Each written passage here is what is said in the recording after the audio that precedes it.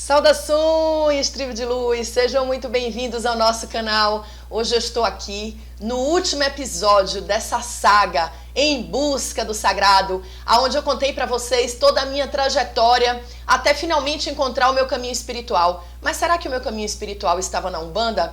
Hoje eu vou contar para vocês os 3 momentos decisivos que eu neguei essa religião. Momentos de medo, de insegurança, momentos de dúvida. E eu vou contar então as 3 grandes dificuldades que me fizeram negar a religião por 3 vezes. Na sequência, eu vou contar para vocês como foi que eu conheci o Santuário Nacional da Umbanda. E por último, se eu decidi ficar ou não nessa religião. Então vem comigo nessa saga!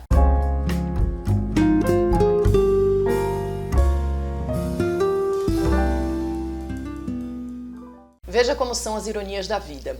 A minha história de vida começou na Umbanda. Quando eu nasci, eu adquiri uma diarreia muito grave, permaneci por 9 meses doente, ninguém conseguia descobrir o que eu tinha e eu fui curada num templo de Umbanda. Mas isso é uma história que eu vou contar depois. A minha mãe, na minha infância, frequentou alguns templos de Umbanda comigo, mas eu era muito pequena e tenho pouquíssimas lembranças sobre isso. Passaram-se os anos e eu me desconectei da religião. Quando chegou no momento da minha pesquisa, onde eu estava entrevistando pessoas sobre relatos de experiências mediúnicas, um dos personagens do livro, que estão aqui no meu livro, né, A Força da Vida, Relatos de Experiências Mediúnicas, ela narra que ela encontrou o caminho espiritual dela na Umbanda. Então, eu pensei, eu preciso fazer um paralelo do conhecimento, né? Eu estudava muito o espiritismo, mas eu precisava fazer um contraponto e saber o ponto de vista da Umbanda. E não bastava eu estudar nos livros, eu precisava conhecer de fato um terreiro, saber como funcionava uma gira. E foi assim que, conversando com um amigo, ele me levou no templo da família dele e lá eu passei a ver, de fato, já adulta, uma gira de Umbanda. Fiquei encantada, achei muito lindo. Mas esse templo era um pouco afastado da minha casa, era em uma outra cidade próxima a Salvador. E assim, eu comecei a fazer contato com a Umbanda. Lembra que eu falei que lá em Salvador, na minha rua, tinham 2 terreiros de candomblé? E tinha um vizinho meu que frequentava a Umbanda. Então eu conversei com ele onde era o templo que ele frequentava e pedi que ele me levasse. Era perto do aeroporto, em Salvador. E nós então começamos a frequentar esse templo. Quando eu cheguei lá, eu fiquei encantada, né? Aquele espaço no meio da mata, onde você tem um sítio cheio de árvores, onde você tem um ambiente realmente parecendo uma aldeia, né? Parecendo uma aldeia, aquele barracão enorme, onde as pessoas se reuniam com folhas no chão, aquele cheiro de incenso maravilhoso, aquele som dos atabaques. Então, quando você chega, é tudo novo, é tudo muito especial, né? Nesse templo, a gente tinha locais separados. Então, quando a gente chegava, a gente tinha a porteira de Exu, a gente tinha o barracão de Exu, onde se faziam as giras de esquerda, a gente tinha um outro barracão, onde era a gira de direita, a gente tinha o cantinho das almas, a casa dos pretos velhos, a gente tinha uma série de espaços na mata para você conhecer as ervas, enfim, foi um lugar muito encantador, um lugar que eu me apaixonei de primeira. E a Mãe de Santo, sua bênção, Mãe Leda, uma querida, Pai Américo, me receberam com muito amor e você se sente absolutamente acolhida e amada e você começa a fazer parte daquela egrégora. E eu cheguei muito curiosa, para mim tudo era novidade, para mim tudo era uma grande descoberta. E aí eu fui começar o meu desenvolvimento mediúnico na casa. E aí o que acontece no momento do desenvolvimento mediúnico? Era a gira de esquerda e eu imediatamente já incorporo um Exu.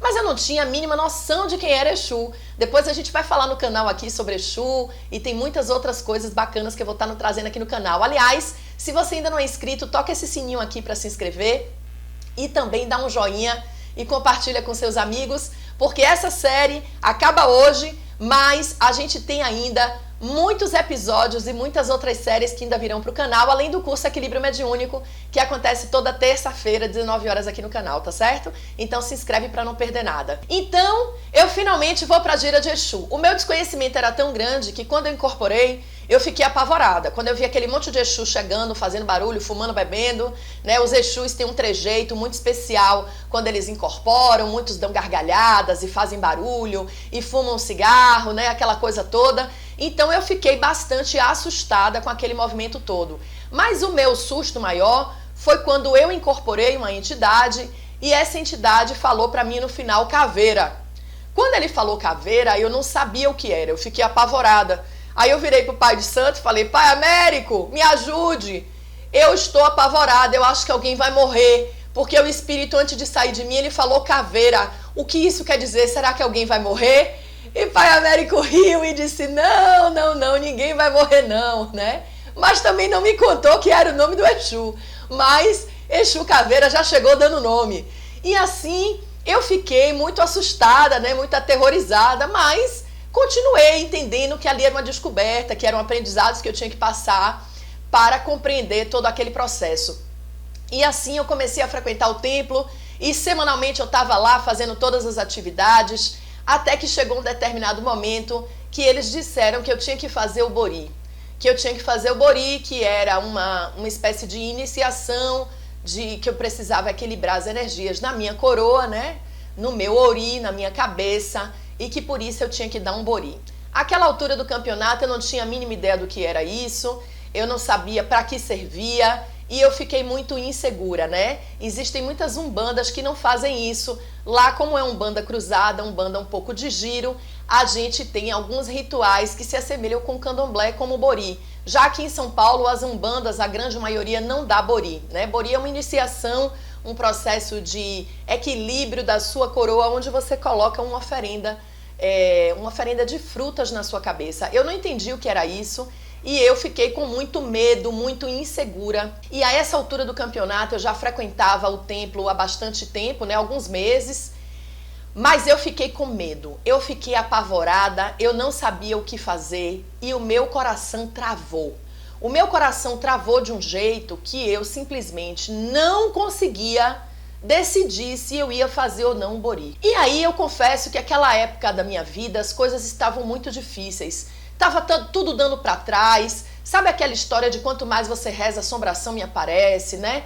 E aí eu comecei a ver aquela história, às vezes a gente pensa que a gente está sendo testado, mas eu não tinha essa compreensão naquele momento, e eu comecei a dizer, olha, eu acho que essa religião não presta, como é que eu tô numa religião que quanto mais eu vou, quanto mais eu dedico tempo, mais as coisas pioram na minha vida. E foi uma sucessão de desequilíbrios, né, de separação, de briga familiar, de desgaste financeiro. Foi um momento muito difícil da minha vida. E eu comecei a ficar muito angustiada e comecei a culpar a religião, porque é sempre assim, né? A gente sempre quer fugir das nossas responsabilidades e a gente quer sempre achar um culpado para os nossos dissabores. E naquele momento eu achei que a religião era a culpada por tudo que estava acontecendo na minha vida. E aí eu tinha que tomar uma decisão. Tinha uma determinada data em que eu tinha que decidir se eu ia ficar ou não, se eu ia fazer ou não esse processo iniciático. Eu entrei em absoluto pânico, eu só chorava, eu só passava angústia, e aí eu tomei uma decisão. Eu decidi fazer jejum por 3 dias, e eu decidi ficar em recolhimento e em oração na minha casa. Então eu coloquei uma esteira no chão, eu passei a dormir 3 dias na esteira, eu fiz jejum por 3 dias, eu acendi a vela e eu só chorava. Eu só chorava, eu só pedia angústia e eu disse, Senhor, eu não quero essa religião para minha vida. Eu não quero essa religião para minha vida, eu não gosto desses Exus, eu tenho medo disso, eu acho que isso é coisa do demônio, eu tô insegura, não é isso que eu quero e eu não vou fazer esse negócio. Como pode, Senhor, algo ser para o bem se o meu coração tá tão apertado, se eu estou com tanto medo? E assim eu neguei a religião pela primeira vez. E eu passei 3 dias em silêncio, chorando em casa, diante do meu altar, deitada na esteira e dizendo, Senhor, se existe um guia espiritual, se de fato eu tenho um caminho espiritual na Umbanda, se tem algum guia que me conduz, por favor, se apresenta, se mostra a mim. Eu tenho 3 dias para decidir se eu vou fazer esse Bori, eu estou angustiada, eu não quero essa religião. Em nome de Jesus, Senhor, eu sou do bem, me protege, me guia, me mostra qual é o caminho que eu devo seguir.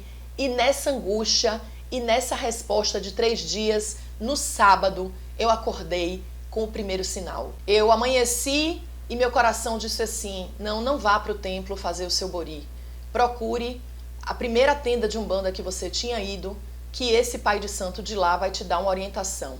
Eu liguei para ele e disse, pai, eu estou muito angustiada, eu estava frequentando um outro templo, como o senhor sabe, mas eu tinha que decidir se hoje eu ia fazer o Bori ou não.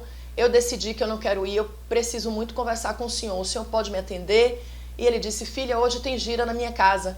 Na casa dele só tinha gira a cada 15 dias ou uma vez por mês, não lembro. Eu sei que ele disse, pode vir. E eu fui para a casa dele e chegando lá, o seu Ogum Beramá, ao qual eu tenho muito amor, respeito e consideração, gratidão, meu pai Ogum Beramá, seu Ogum Beramá, acendeu o charuto, começou a me dar passe com aquele charuto e imediatamente o meu guia chegou. Quando o meu guia-chefe chegou, bateu no peito, dizendo que era caboclo, eu fiquei dentro de mim, que eu sou semiconsciente. Quem é o senhor? É Pena Branca? Sei lá, todos os caboclos que eu sabia na época, E aí ele disse assim, meu nome é Caboclo Tupinambá. E aí, quando ele se apresentou, foi um momento de muita emoção, de muita força espiritual. Eu fiquei muito surpresa, porque de fato eu tinha orado 3 dias pedindo uma resposta, que se eu tinha um guia-chefe, que se tinha alguém que cuidasse de mim no mundo espiritual, que esse alguém se apresentasse, e esse caboclo se apresentou.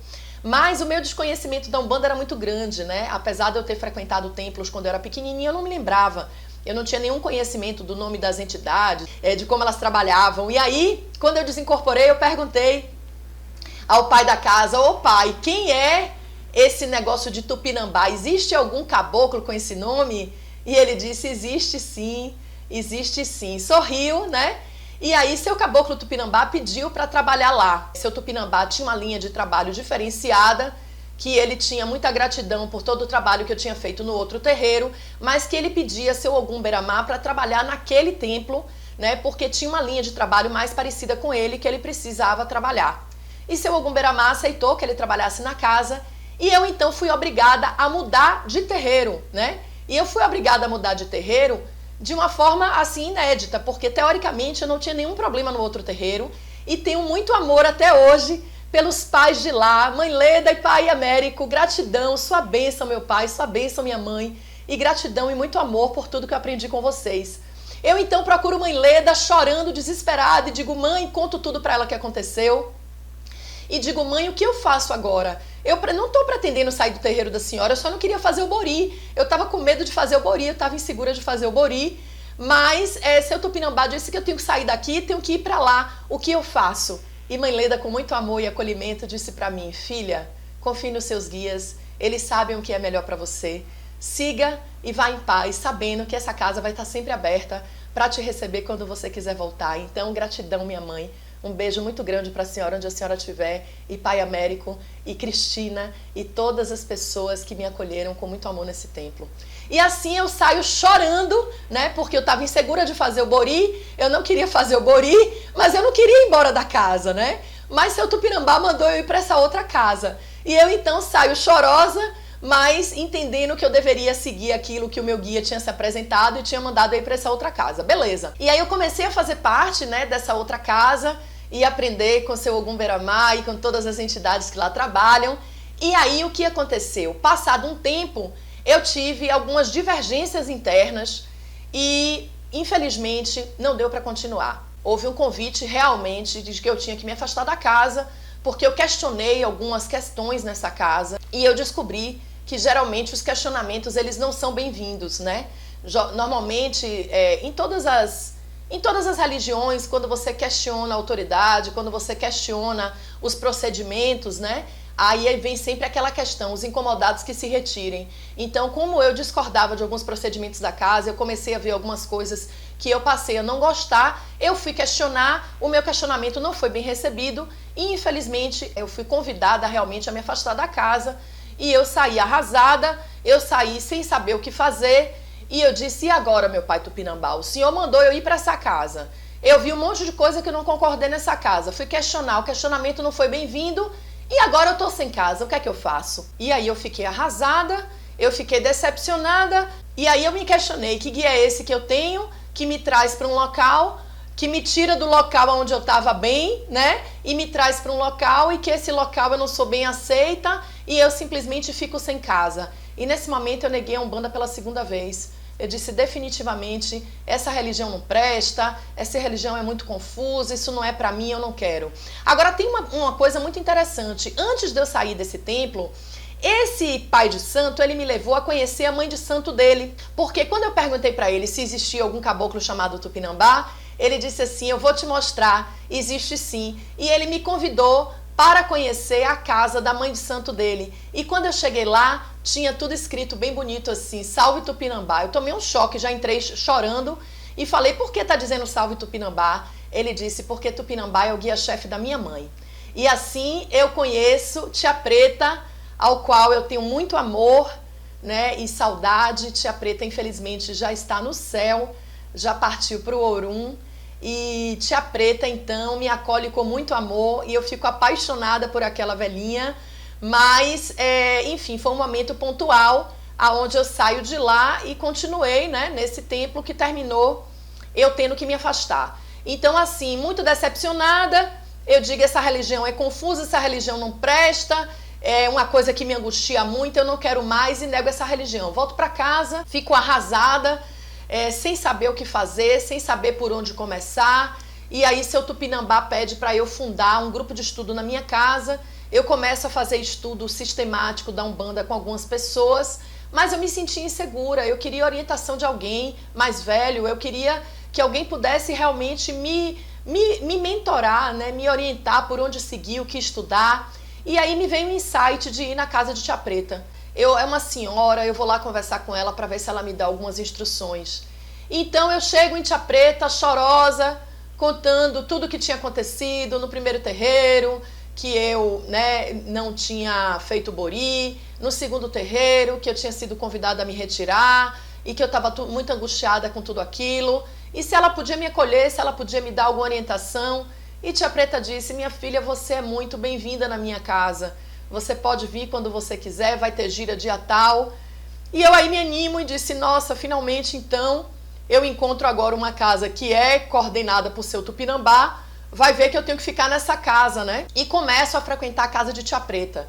E aí me sinto muito feliz, lá era uma casa muito antiga, muito tradicional, Tia Preta tinha vindo do Candomblé, mas ela tinha de fato aberto uma casa de Umbanda, então a gente aprendia muito essa diferença, né? Ela estava sempre ensinando pra gente o que era do Candomblé, o que era da Umbanda, e eram práticas muito intensas, uma corrente muito forte de médiuns antigos experientes, e eu fiquei muito feliz e comecei a frequentar a casa de Tia Preta.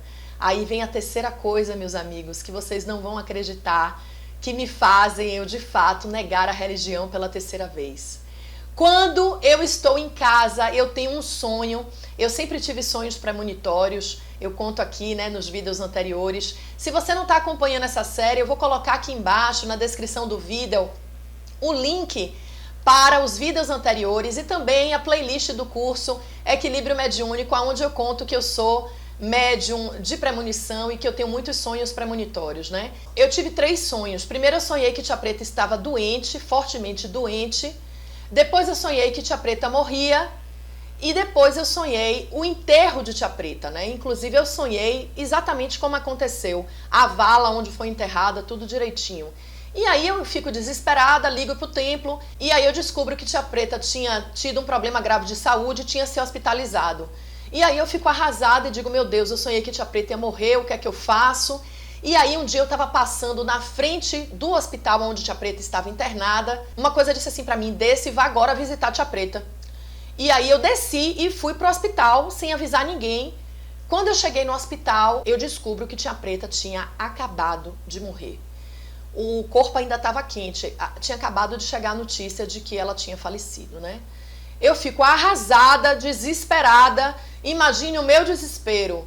Quando eu tenho a sensação que finalmente eu encontrei o meu terreiro, que finalmente eu encontrei, digamos assim, uma resposta espiritual que pudesse me orientar, eu ficava muito insegura em ter um guia que eu não via, mas que eu ouvia, né, as instruções dele, mas eu precisava de um local, eu precisava de alguém que pudesse me acolher. Eu já tinha saído do primeiro terreiro, eu já tinha saído do segundo, tinha sido convidada a sair do segundo terreiro, e agora, quando eu finalmente acho que eu encontrei o meu terreiro, a mãe de santo morre. O que eu vou fazer? Então eu fiquei em absoluto desespero, né, em absoluto desesperança mesmo, e arrasada, sem ter um caminho. Eu nego Umbanda pela terceira vez. Inclusive eu fiz o absurdo de pegar as minhas guias e levar para o mar e jogar no mar, né? Foi um momento assim de absoluto desespero. Cheguei na praia, falei, Senhor, não quero isso para minha vida. Esse caminho não pode ser do bem, esse caminho não traz acolhimento para ninguém, eu estou em desespero. No momento que eu estou em desespero, que eu encontro um caminho espiritual, que eu encontro uma terceira mãe de santo para me acolher, simplesmente o Senhor tira ela da minha vida, né? E aí, com muita dor, com muita tristeza, eu jogo as minhas guias no mar e nego a Umbanda. E falo, eu não quero mais isso para minha vida. E aí é o momento em que eu venho desolada para São Paulo, né? Eu venho para São Paulo por outras questões pessoais, mas eu decido definitivamente me afastar da Umbanda, não é isso que eu quero para minha vida.